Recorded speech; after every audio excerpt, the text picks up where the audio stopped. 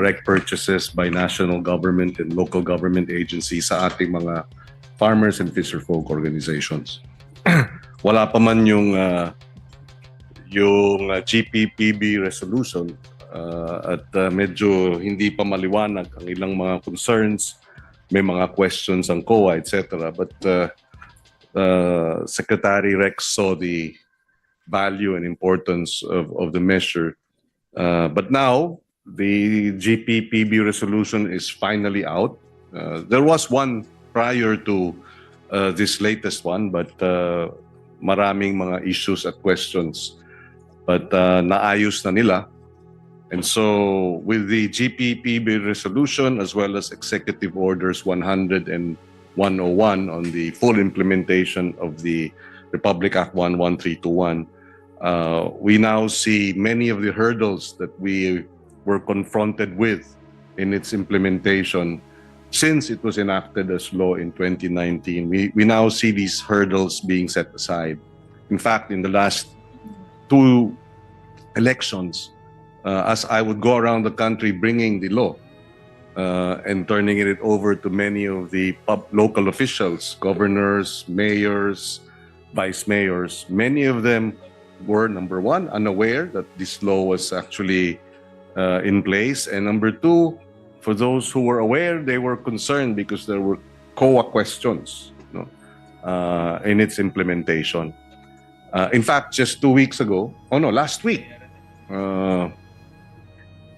one local official here in Metro Manila, who the LGU is actually purchasing directly from farmers associations in Isabela, and yet she was unaware, the mayor was unaware that such purchases by local governments no longer requires public bidding, which means there is a urgent need for more information dissemination. But having said that, my question is, how much does the DSWD, the total budget for food, not considering the rice allowance, which is paid in cash, but actual food purchases, supplemental feeding, would you have this figure? I know your budget, at least the one being proposed, is 9 billion, Madam Sponsor, for supplemental feeding. But sa kabuuan, hot meals program, kasama yun sa supplemental feeding, I recall. No? Is that still in place? So the question is, magkano ang binibili ng DSWD na pagkain taon-taon?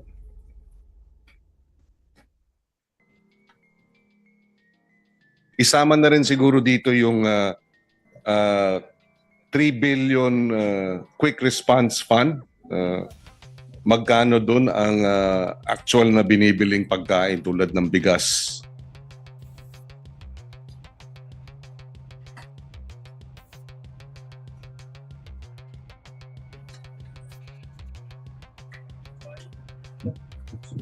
So I'll start with there are a number of programs that require the purchases of food.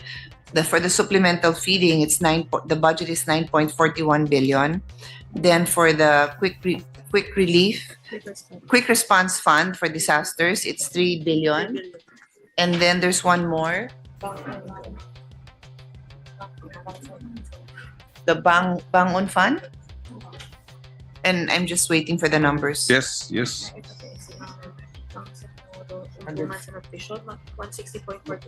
Tama? Okay. So this is the Bangon, this is the Bangsamoro Umpungan sa Nutrition. This is 160.47 million. And there's another one. Walang gutom. Yeah. Walang gutom. 1.89 1.89. And then walang gutom is 1.89 billion. So 9.41 plus 3 billion plus 1.89 billion plus 160 million. 13. Another 60. So about, 1, no, 13, 2, 9, 3, 3, 4, 13, 13, 14, mga 14. or about 14 billion. Yeah, And around this 14. is there's a breakdown. If I recall, in the previous Senate, the 19th Congress, when I was still in the Senate, there was a breakdown of the hot meals or supplemental feeding program as to pork, chicken, vegetables, rice. I don't need the figures now, but perhaps it can be submitted. But 25 pesos per child. 25 pesos per child. This is the food cost budget. But I remember a submission by the DSWD as to the purchases of rice, pork, vegetables, chicken. Broken down by Yes. commodity. Yes, Sure. if it They can will be submit, Mr. if it President. can be submitted, because this will give us a sense. In fact, I recall when I was raising this issue in 2021. Yes, our last budget debates before I stepped down, and we asked the DSWD then, what was the basis for their purchase of their food items. It was not sagip-saka. It was a PD. And I was wondering why they were not implementing the sagip-saka Act, but precisely lack of information, the corresponding implementing rules were not yet enacted, etc., etc. But now, fast forward to today, with the EOs and with the GPPB resolution, I am assuming that a bulk of these purchases can now, not necessarily 100%, but I think a significant amount of your budget for pork, for fish, for chicken, for rice, could be purchased directly from farmers and fisherfolk organizations. Is that right? Yes, Mr. President. Yes. The 3 billion is for quick response. Is that correct? That is correct. The 3 billion is for the quick response. What is the breakdown of the 3 billion food for quick response? Is this for the calamity relief, the food packs? It's a typical food pack with canned goods and bigas, kape, di ba? Bigas, kape, asukal, canned goods. Yes. Parang mga 600 per pack. Around 600 pesos per pack. Yes. And we have been coordinating actually with the Office of the Secretary, particularly itong nakaraang mga kalamidad. And I'd like to thank the Office of the Secretary for accommodating a number of the requests forwarded to us by the local governments, Cebu, among others. So maraming salamat. You have been very effective and very efficient in addressing these concerns.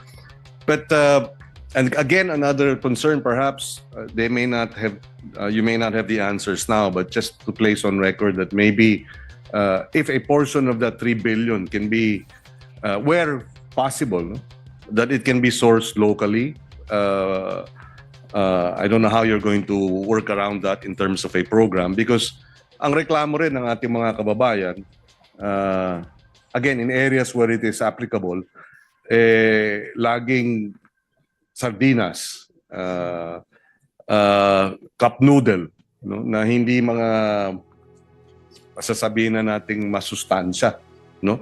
So baka sakali pwedeng pag-aralan ito ng Office of the Secretary at ng departamento na paano i-incorporate yung mas masustansya ng mga items doon sa mga quick response for calamity relief. I know it's a challenge because especially pag depende dun sa kalamidad, pag naubos halimbawa yung lahat ng gagamitan, hindi na maaari makaluto, so yung mga sariwang produkto hindi pwedeng lutuin, kaya mas convenient, no, yung canned goods, no, na hindi na kailangang lutuin pa, o kaya cup noodle, mainit lang na tubig. But again, maybe it can be revisited.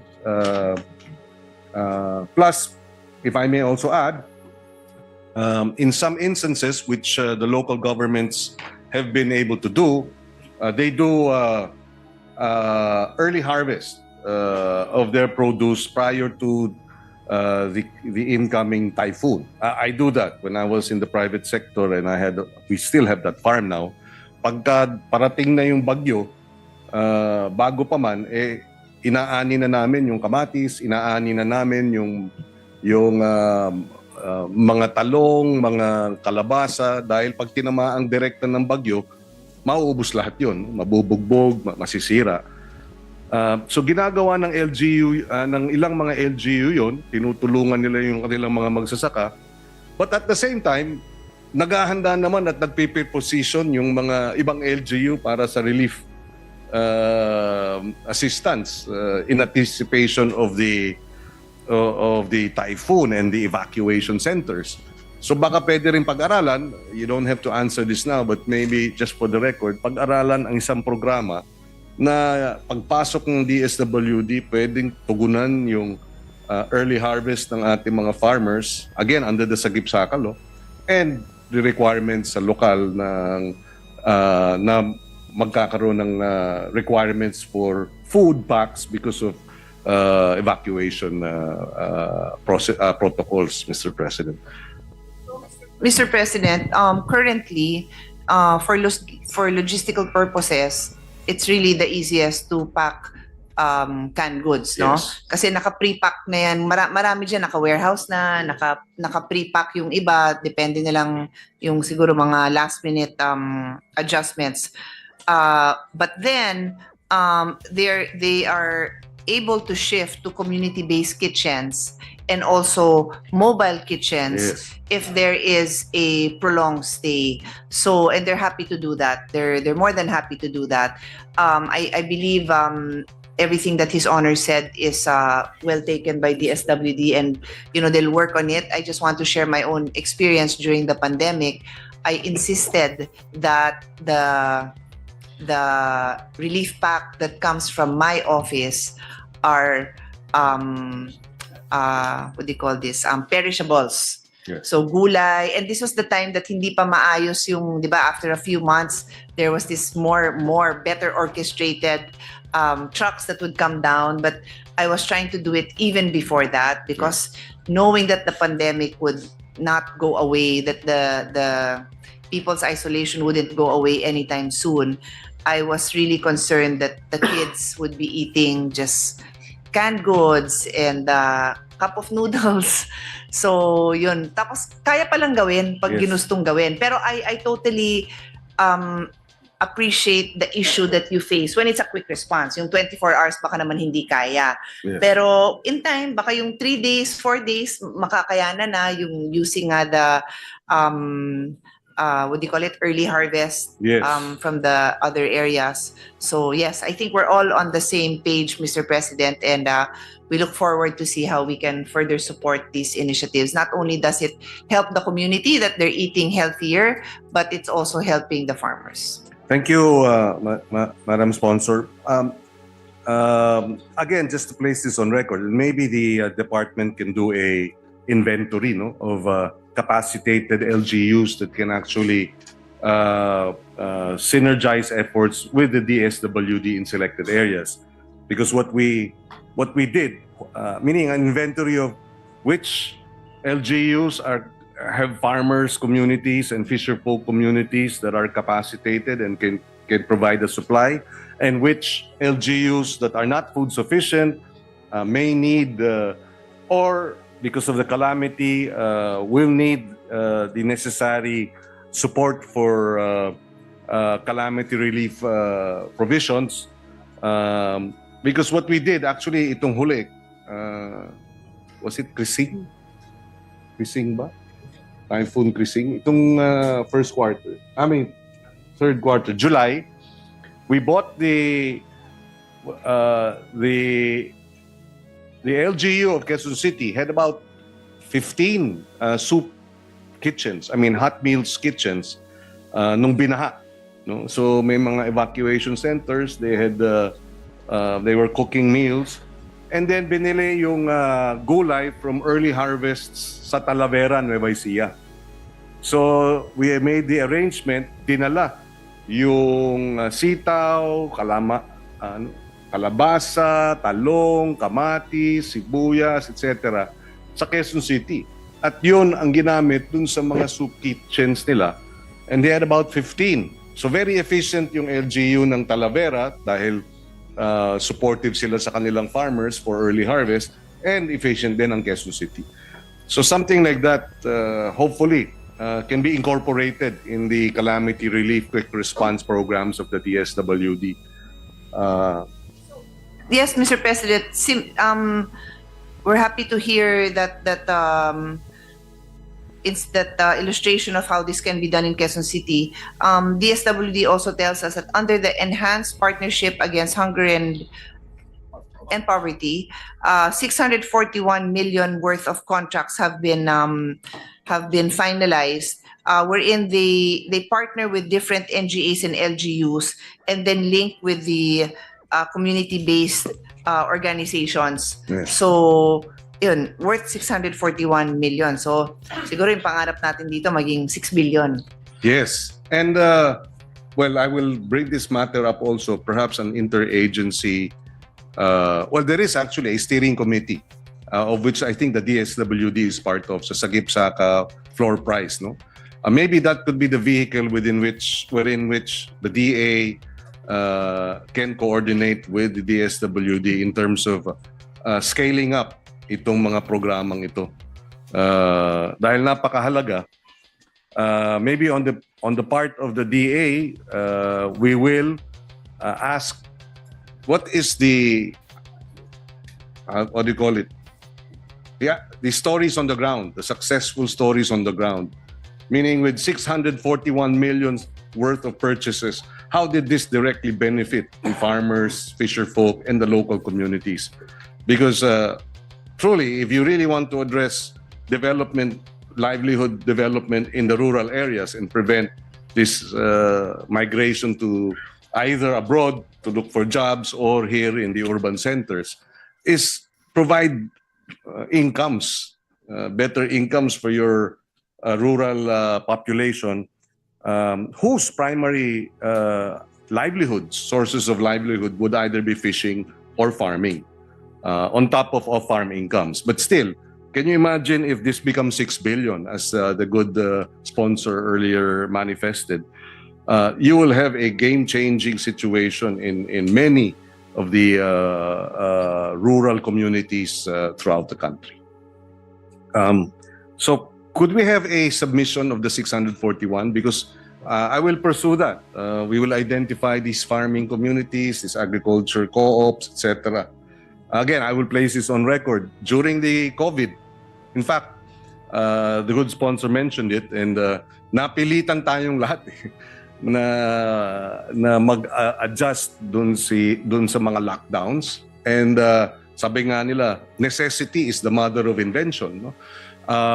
And ito ang nangyari sa Camarines Sur Multipurpose Cooperative year on year. Dahil na puwersa, dahil naghahanap ng source ng pagkain, dahil may lockdowns, bawal lumabas, hindi makapunta ng palengke, 13 local governments in Camarines Sur purchased rice directly from the Camarines Sur Multipurpose Cooperative. And because there was no public bidding, at that time the law was not yet being implemented, even if it was already a law because nga wala pa yung mga IRR. Pero dahil nag-emergency situation, from 2019, ang benta ng Camarines Sur Multipurpose Cooperative ng agri-products was 7 million. But by 2020, nung bumili ang 13 LGU ng bigas, 62 million ang kanilang revenue from agriculture product sales. So it was a nine-fold increase, no? And that nine-fold increase created enough funding for the cooperative, so much so na 10 taong nakapila yung isang mag-asawang membro ng kooperatiba para makautang, para magkaroon sila ng sari-sari store. finally nakapagpautang, nagkaroon ng sari-sari store. Ganun ang gusto rin nating ma-document dito sa 641 million na ito. How has this changed lives? And it will also encourage farming communities to participate in this process, join cooperatives, and the like. So maraming salamat doon sa information na yon. Uulitin ko lang the breakdown of previous year supplemental feeding programs, how much food items were purchased and from whom. Because I remember the list that was submitted to us many years ago, 2021, 95% of the purchases of chicken, fish, gulay, bigas were from traders rather than farming co-ops. Again, that was 4 years ago, 3 years ago. So,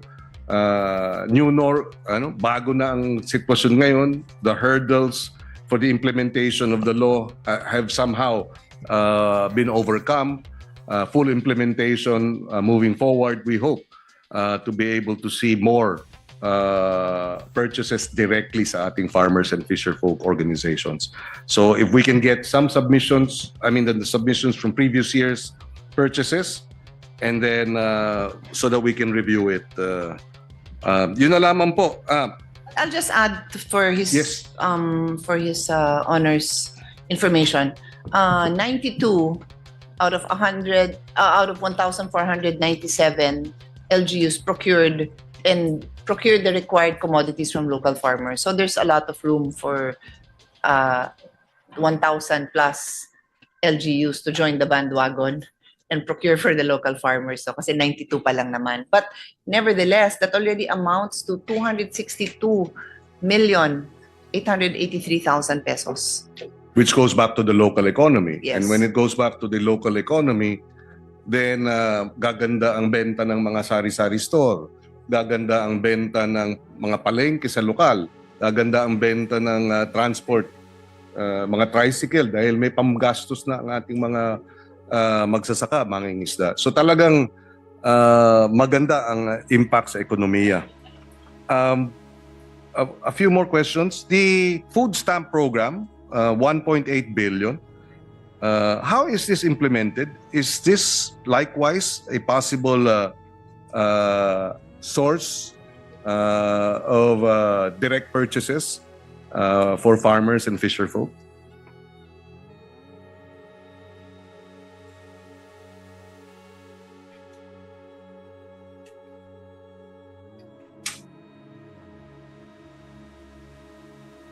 Mr. President, the food stamp program is known as Walang Gutom, and it aims to target 300,000 beneficiaries. So they have what happens is it's a monetary based assistance in the form of electronic benefit transfer card that is loaded with food credits amounting to 3,000 pesos to purchase a select list of food commodities from partner merchant stores. So the top 5 purchase commodities are rice, 24,000 tons of rice, 1,000 tons of chicken, 162 tons of pork, and 212 tons of dried fish. There's also eggs, but I don't have the amount for the eggs. And the retailers are women-led businesses, retail partners of farmers and fisher folks, micro enterprises, small enterprises, medium enterprises, and large enterprises. So likewise in this program, there could be direct purchases sa farmers and fisherfolk organizations. Okay. So so likewise in this Yes. pwede rin ma-implementa yung direct purchases without Yes. having to go through the cumbersome bidding processes. Na alam natin pagka nag-field checks na yung mga farmers at fisherfolk, disqualified na kaagad dahil walang tin, walang ganito, walang ganyan. And the GPPB resolution actually took effect November 11 after publication. So just 2 weeks ago, after 3 years, sabi ko nga kaya ako tumakbo ulit dahil nung nalaman kong hindi pa na-implementa yung hindi pa na ipapasa yung GPP resolution, sabi ko kailangan kong manalo para may sulong ito. And we'd like to thank the good sponsor for allowing us to raise a number of these items. We have no other questions subject to the submission as requested. We are fully supportive of the budget of the DSWD, and we thank the Secretary as well for allowing us to raise these questions and the answers given. Thank you. Magandang Thank you. umaga. Thank you very much. Thank you for his honors questions. Thank you. With the indulgence of the sponsor of the DSWD, the majority leader and I were discussing the possibility of calling on 14 agencies with no interpellations.